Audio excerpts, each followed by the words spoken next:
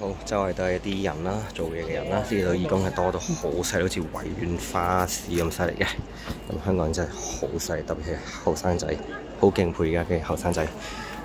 紮咗營啦，咁喺度喺個平台邊有好多資源，好多人幫手，可能都即係爭一個統籌或者領袖啦。但係你話要點領袖咧？咁突然嘅嘢，一班散收嘅人，名字都記唔到點統籌咧？咁我而家喺呢度都喺度尋找一啲我能夠做到嘅崗位啦，希望可以為一啲家屬啊、受影響嘅居民去表達啲心意嘅。係啦，我諗佢哋都好攰，可能有啲真係琴日做到而家，雖然唔係話好多啦，但係都真係有呢啲咁嘅人噶嘛。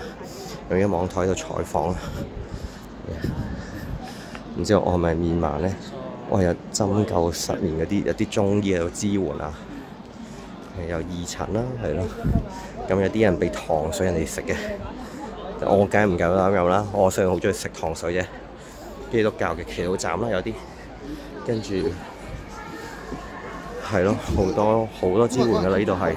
但點樣有效地將啲支援 deliver 出去，令到啲人去明白 get 到咧，攞到份心意咧，有效率咧，真係需要個領袖。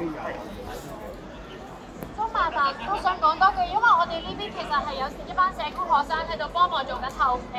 社工學生。呢度其實係有一路整理緊自己嘅一啲信息啦，同埋同人嘅整理過嚟嘅信息。咁其實我哋都希望知道有邊度係急需要社工嘅支援咁樣嘅。咁所以如果大家能夠嘅，都希望可以，如果大家能夠希望都可以留低個 comment 喺度，因為對前啦，可能揀一個。周圍都係義工，周圍都係一顆力量同愛心。香港人加油！